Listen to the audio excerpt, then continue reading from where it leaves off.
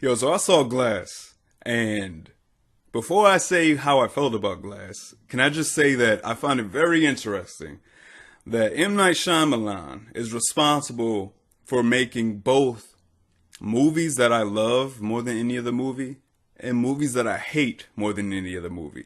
M. Night Shyamalan had his hands in Avatar: The Last Airbender, which is one of the worst movies I feel like I've ever seen in my life. He wasn't fully responsible for it, but he did direct it and I guess wrote some stuff and do other things with it. After Earth, Will Smith wrote that movie. I thought it was horrible. And the reason why I thought it was horrible, M. Night Shyamalan directed it. But the reason why I thought After Earth was so damn horrible was because I just, personally, my own taste, I hate whiny ass kids in films. My thing is that we see whiny kids everywhere. Whiny kids are all throughout fucking the mall, the grocery store. Go to Target. Whiny kids. I don't want to see a whiny kid in the movie.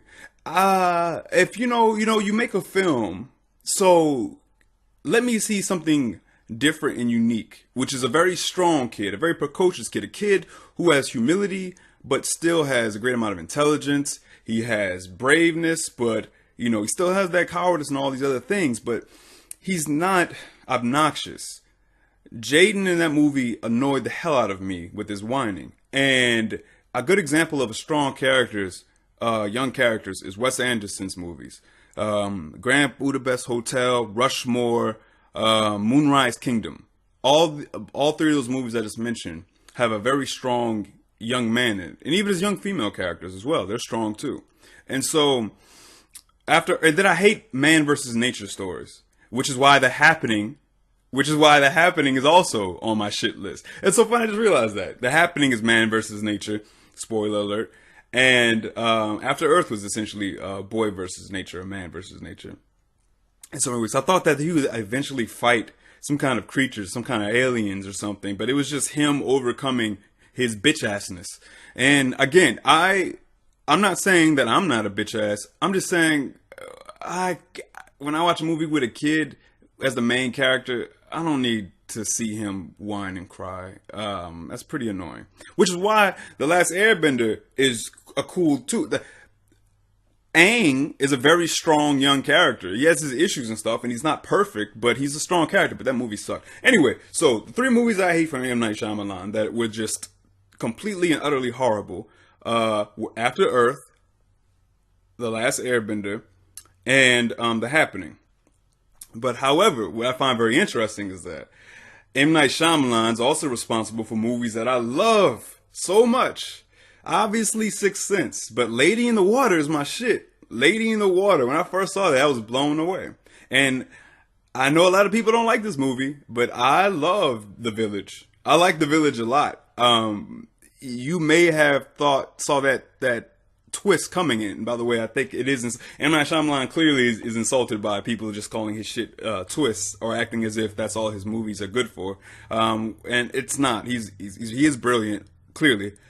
But The Village was good to me, and I guess it's probably due to the acting power. Joaquin Phoenix is really dope, and he was a weirdo in that movie, if I'm not mistaken. I forgot even who. But anyway, so all right, but yeah, Unbreakable though is top of the list. When I first saw Unbreakable, I was just so smitten because of how grounded it was, of how it was like I've always wanted, because when Unbreakable came out, that was around that time or some years after it, because I didn't see Unbreakable immediately. I remember I think I was in high school, maybe I was freshman year or my sophomore year when it came out, and I wasn't interested in seeing it at the time. But I saw it maybe like 3 years later or something like that. But there were superhero movies out around this time, and what I hate cinematography wise about a lot of superhero movies is how, and that's why I like stuff like Kick-Ass and all that. I hate how they look so much like a movie. It's so obvious they're a movie. Like there's not enough realistic, there's not enough of a realistic aesthetic to it. And what Unbreakable did, it was shot. This is what I always wanted. It was shot like a drama. The cinematography and the pace and everything, it was as if I was watching a drama that happened to be about a superhero or about a guy who has superhuman abilities. And that's what made it so dope. And Unbreakable has one of the best scenes, and that always stuck with me. That just blew me away, and that it was so dope at the end when David Dunn goes into the house, and the guy, the villain who broke into that home, and he killed those people, and kidnapped those girls and stuff. It was so simple, but still so powerful that Bruce Willis character just goes behind him, puts him in a chokehold, and then the music swells, and the guy, this huge guy, maybe 6 foot whatever, probably like 6'4", 6'5", or something like that, like just is like smashing Bruce Willis into the wall, smashing him here, smashing him there, and he just holding on to him, is not letting him go.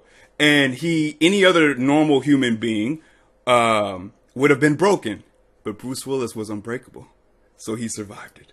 Beautiful, beautiful fucking movie. And then comes Split, and James McAvoy is just such an awesome. First of all, in another life I was an actor. I love acting, I love film, or I love it all. And I watch the interviews and I watch the discussions with actors, like the Hollywood Reporter and Variety and the Actor on Actor, and I love hearing their viewpoints, and I love hearing them just discuss their craft and talking with each other.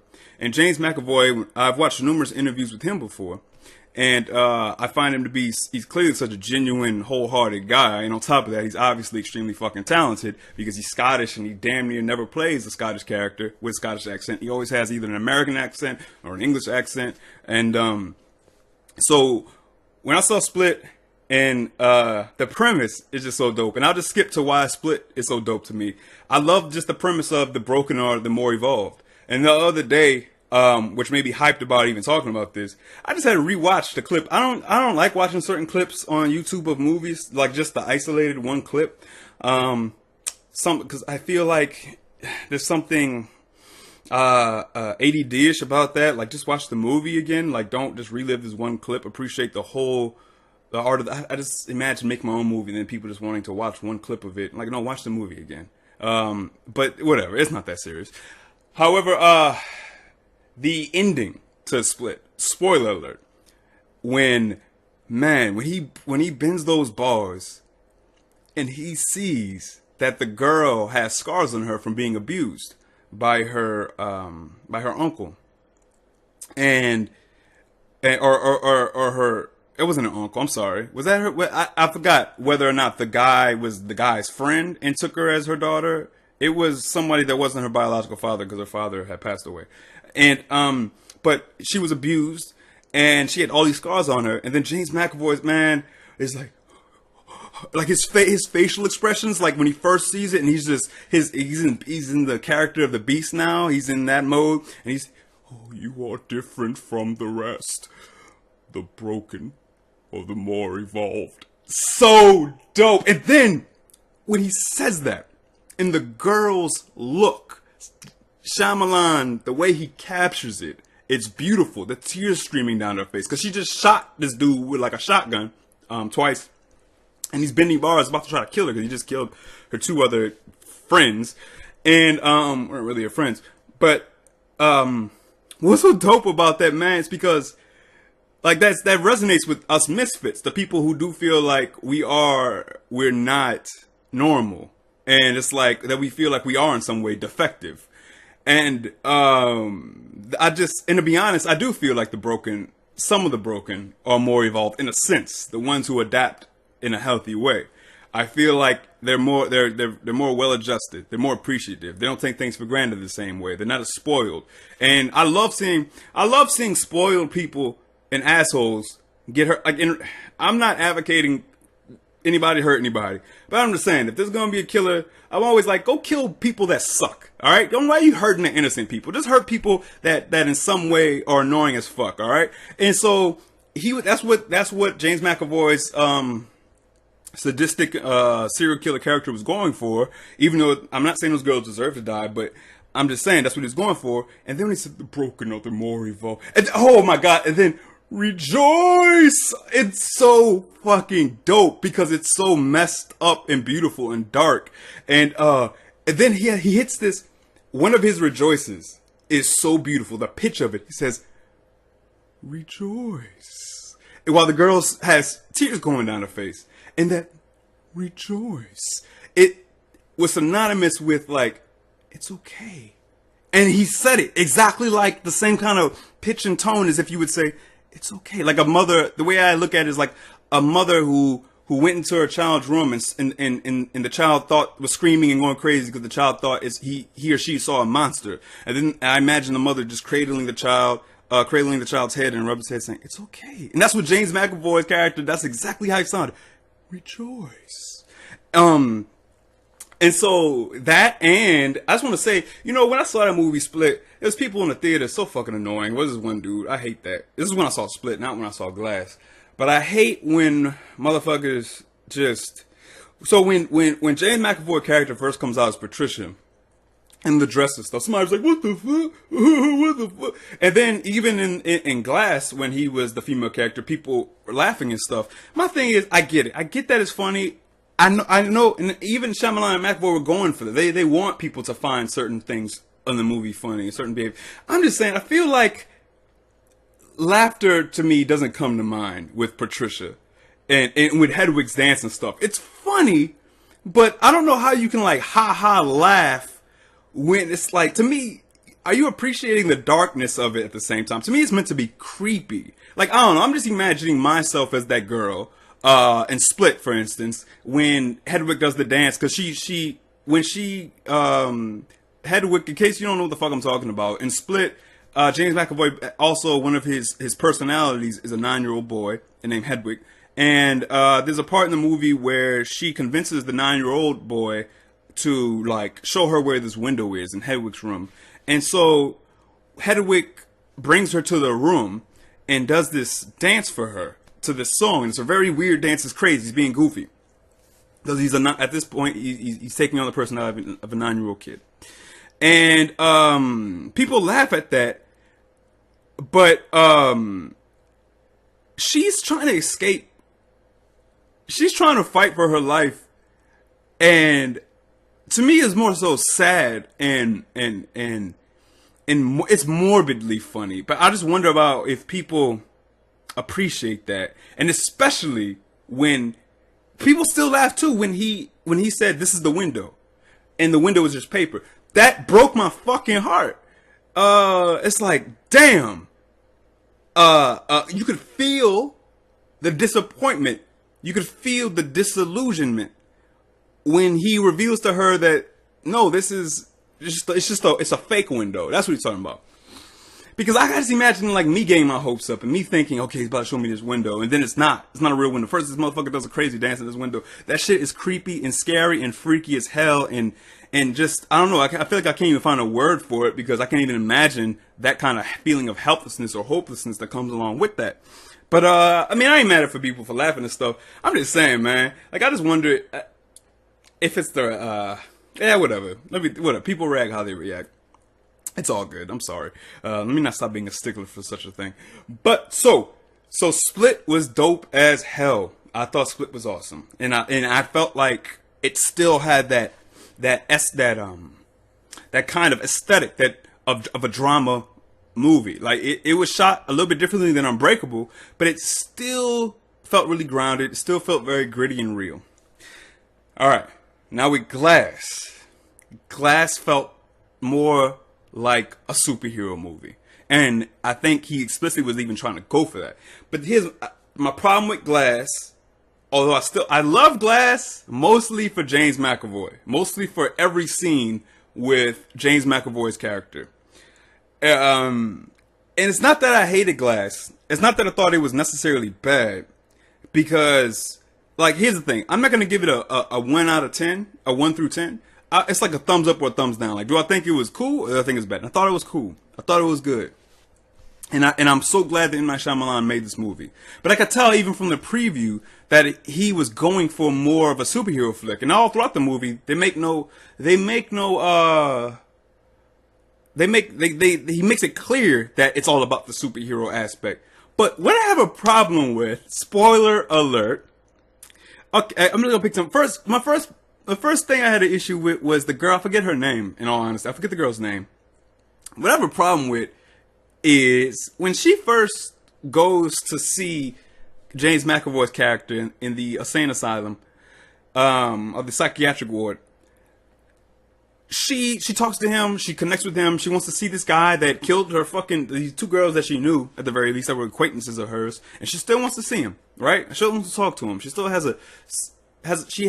a place in her heart because of, like, Hedwig, because of his other personalities. I know she's not like just like I like him because he's a killer. She likes him also because of the end of the movie, because he spared her and he told her that the broken are the more evolved and all that, and that resonated with her. And so I get it. But when she left, and then the head woman, I forget her name as well. when she tells I know Paulson, Sarah Paulson, I believe her name is. I know the actress, but she tells the girl, she's like, you have brought something out in him. You have love in you, and this and that. And then she just kind of looks at her like, and then runs away. I'm like, wait a minute, I thought you went there. So what I'm saying is, Sarah Paulson, the psychiatric ward leader, she tells her, she encourages her to help James McAvoy. And the girl just runs away and walks away as if she doesn't want anything to do with that. But that's what you went there for. And then that's what she goes there for again eventually anyway. She does want to rescue him. She does want to help him. So why are you acting like you don't? That didn't make sense to me. I felt like that was manufactured drama a little bit. I don't know. I could be missing something. Don't doubt that. I do not doubt that.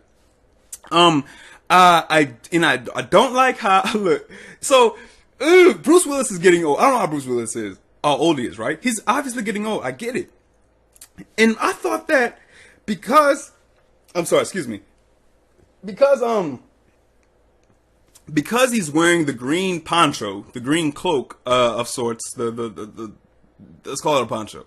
Because he's wearing that, it's not a poncho, what do you call it?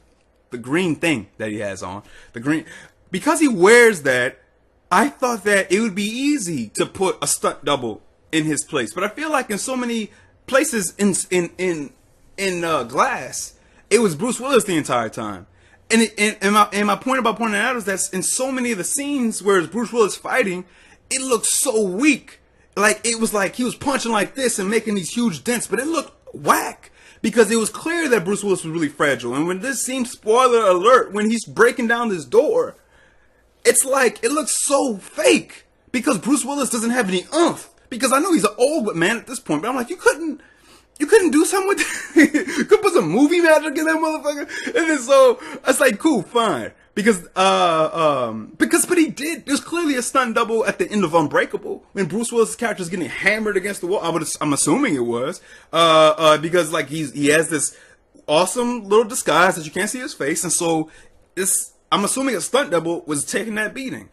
I'm mad that I feel like they didn't have that in this movie. But I like the fight scene at the beginning between them. I do.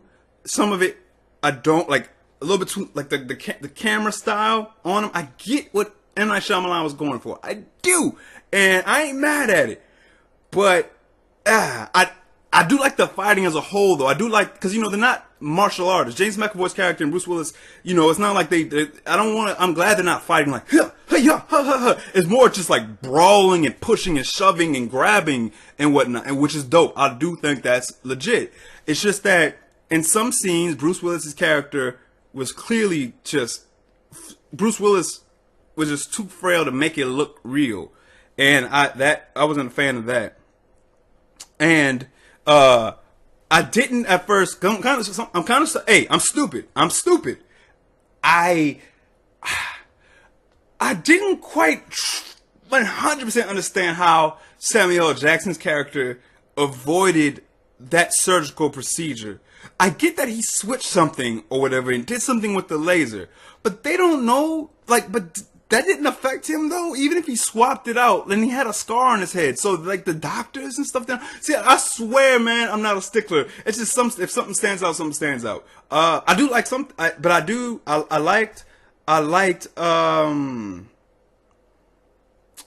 liked that. What did I like about the movie? I'm talking so much shit about Glass.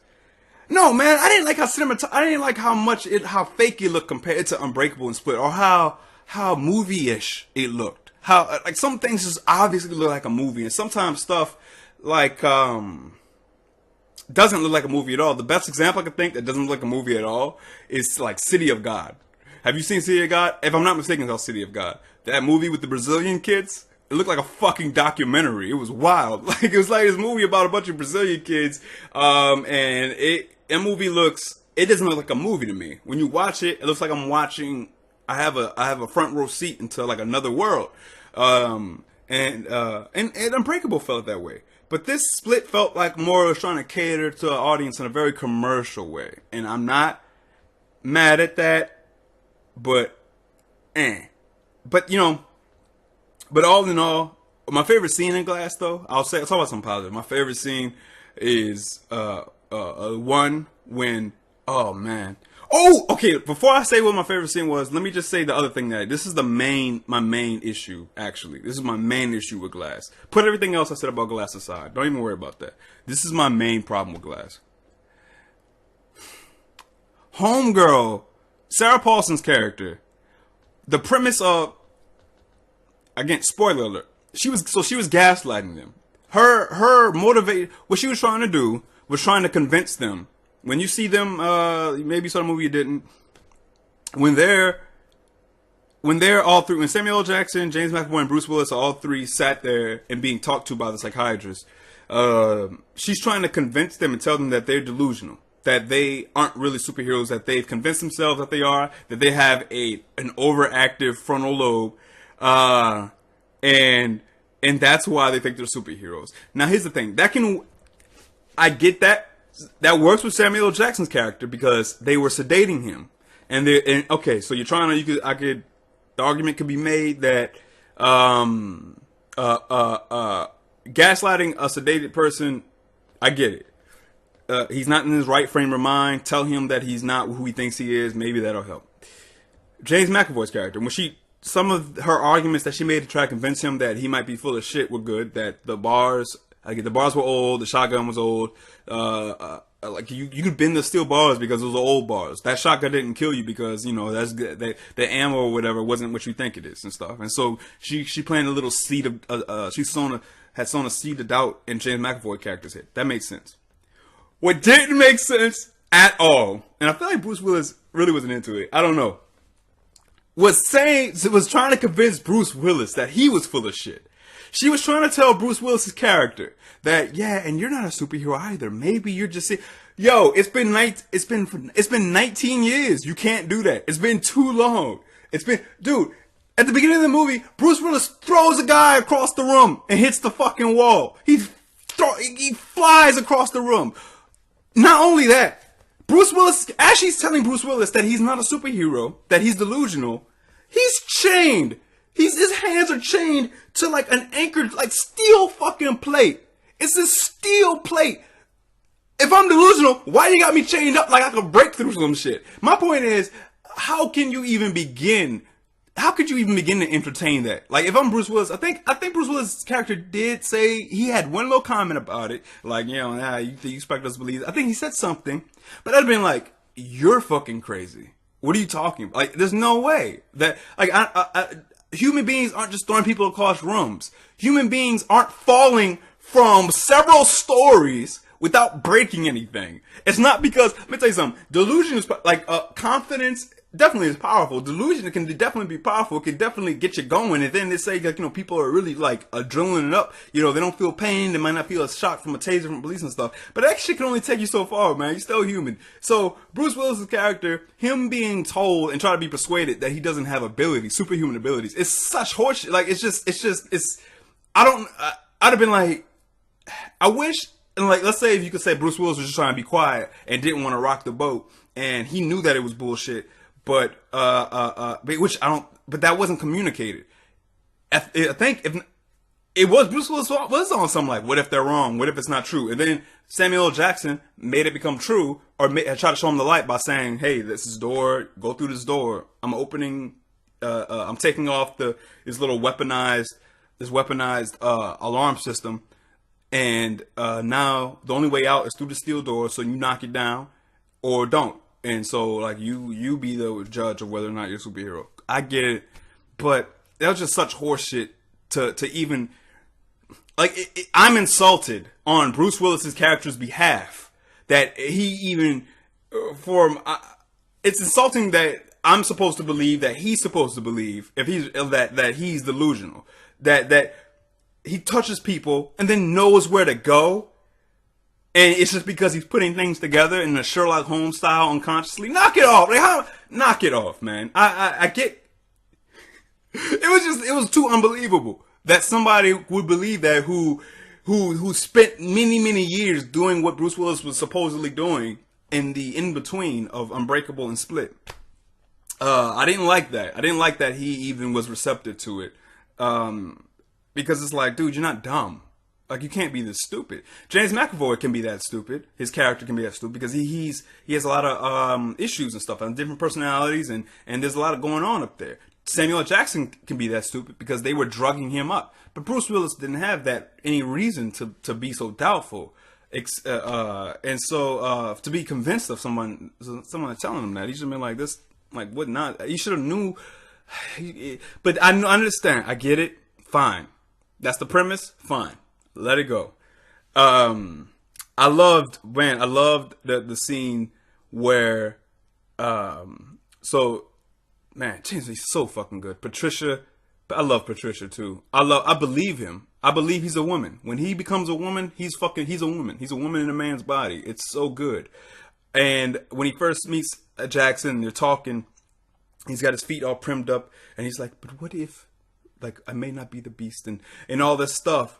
And I love when he's wheeling Samuel Jackson down the hallway in the basement, and then James, it's so convincing. James McAvoy, he's as Patricia, he's about to become the beast. He's like, I believe. It was so, like, I felt for him. I want him to become the beast. I wanted it to be true for him as well. I wanted him to embrace it and to see that the beast is real. And then I love that. And then like the fight. That's what I love. The subtlety and stuff. I don't need to see the hiya, kaga, ka. We see enough of that. That's everywhere. And so Samuel L. Jackson is wheeling forward, and in the background you see James McAvoy whooping these dudes' asses. Dope. So dope. Subtle yet powerful. And I love the beast when he's in the room with Samuel L. Jackson, and he's like, the Horde they're losing their faith. It's so fucking beautifully creepy. It's so dope. They're losing their faith. And then my next favorite scene is when Jackson finally gets back his clothing and whatnot, and one of the security guards, one of the work employees there. That's another thing. Why didn't they have like military people there? Like, what the fuck? Like, they, y'all know, because it's revealed that they knew how powerful these people actually were. Spoiler alert. They knew this, but they only had like Joe Schmoes working there. Joe Schmoes. They should have had motherfucking people with M16s in that bitch. But anyway, fucking, he sees Samuel L. Jackson. He's like, what are you doing? Like, hey man, get out of here. And then James McAvoy coming from the top, and he's it's just so good. It's like he looks like a fucking animal, like a gorilla. He's like, and then I love that line. I love it. I love that. I love statements like this for the reason. And he tells the security guard, you should kneel before the broken. It's so fucking good. And then I love how he just squeezes the life out of him. And then he's just, like a fucking gorilla. Dope. And James McAvoy's character was so fucking good. And, what else did anything else stood out to me in that movie? That made me like really, I loved it just cause it exists. Like, it could have been, see, here's the thing, I'm complaining about it, right? It could have been worse than what I'm complaining about. And I still would give it a thumbs up. As long as James McAvoy kept that same energy, as long as he kept that same kind of, acting chops and killed it, and they had it as many moments with him as they had, I probably would have still liked it because he's just that good and just that entertaining to watch on all his personality transitions. And also I love M. Night Shyamalan for just making this movie, and I appreciate it. I really do. And I know that he, let's say if he wanted to make the movie, I know that there has to be compromises in there, and also I think he made this movie with the intention, he wanted to wrap it up. He wanted to wrap up this arc of, if he's gonna make another storyline with characters, okay, but I know he wanted to like just tie up the loose ends and just get rid of these people and then just give us an idea of what this universe is about and how this works. And then so you come to find that, you know, there's a secret group and they, I mean, that's even, I kind of roll my eyes at that. There's powers that be that are aware that these people exist, right? But I'm like, so why don't they just fucking kill them then? But it's like the Sarah Paulson character says, like, we're not murderers, we don't do it. I'm like, okay, so what? Okay, so now you know why are y'all so benevolent? Like, what is like what? Why do you? What? Like, you want to convince them that they're not superheroes so they can just live everyday lives, but you still care that they exist. You just want to make sure that they aren't using their powers. But it's like, that seems very messy. That doesn't make too much sense for me if you're worried about control and order. Because as you saw, like, so look what happened. They let them live and they let them do their thing. And if you care about this so much, if you know that Samuel Jackson is such a genius, why was he was doing stuff with the cameras and stuff, but like, why? You don't have like multiple ways to know what's going on. You don't have other people in the hallway. Like, how can he why aren't there like people there all the time? All the time. Why just like one or two people? What the fuck is that? These are superheroes, aren't normal fucking people. And on top of that, Samuel Jackson's character is a fucking terrorist. He's a terrorist. He's killed people like crazy. Oh, and also they're like, what the fuck? The origin of James McAvoy's character. That was too. Like, I don't like that. You know what it's similar to? The origin is, just so you know, spoiler. I'm saying spoiler, by this time you're still listening to this. You don't give a fuck. But James McAvoy's character exists because his father died on the same train that Bruce Willis survived in Unbreakable. And that was just too convenient. It reminded me of Captain America Civil War, where Bucky, you know, just so that they can have some climax, Bucky killed Iron Man's parents, Stark's parents. And the only reason why that was forgivable is because the fight scene after that was super fucking legit. The fight scene between Captain America and Iron Man and Bucky was dope as hell. So I'm like, you know what? Fine. Let it be. But with this, him saying he creates superheroes, I accepted that with Bruce Willis' character. But it's like, that was too indirect for me. It was too indirect for me to really accept that he created James McAvoy's character. It's way too coincidental. It was ridiculously coincidental. And yeah, sure, Samuel Jackson, you know, he had a maddening laugh at the end of it. And it was like, you know, so you could say he's just fucking crazy anyway for believing that. But that was just way too fucking coincidental. That the boy who wasn't even on the train, he just ended, he like, you know. So, what? He became a superhero, he developed superhuman abilities because his father had died. And also on that same train that his father died, another person with superhuman abilities. No, I can't get jiggy with that. I cannot get jiggy with that shit. But again, it gets a thumbs up anyway. I still fuck with Glass, and I still fuck with M. Night Shyamalan, man. I never count him out. Yo, I like Signs in my shit. I still look, M. Night Shyamalan can make, if he makes, if the next, let's say the next two movies he makes are just completely utterly horrible, I don't give a fuck. I'll wait for his third, for his fourth, for his fifth, because it is sort of a hit or miss. It's all good though. It's all good, man. He's making original shit, and he's really good. And I don't have many favorite. You know, I have directors. I have a lot of favorite directors here and there because when they start, like Steven Soderbergh, from Ocean's 11, Ocean's 12 in particular, I love his directorial style, and also in Out of Sight with George Clooney. Out of Sight is with Jennifer Lopez, George Clooney, Vin Rames, dope shit. I like the Wes Anderson, love his direction. You know, people make fun of it and they can imitate it and point out how formulaic it is. Still good shit. And there's other directors too that I like. was it Paul Thomas Anderson or whatever, the guy who directed The Master, which also had Joaquin Phoenix in it, and the other man, the other gentleman who passed away from drug overdose, and his name just because my brain's like right now. I know it's an injustice that I'm not recalling that brilliant man's name. But yeah, man, there's some directors that just stand out to me, and I love this shit. And M. Night Shyamalan is one of them, especially writer directors. Anyway, all right. I just want to get off my chest. 35 minutes of rambling, and all that being said, Unbreakable, Split, Glass. One day I'm gonna watch all three of them back to back, perhaps. Despite the fact I had issues with Glass, I love it anyway. And that's all I'll say.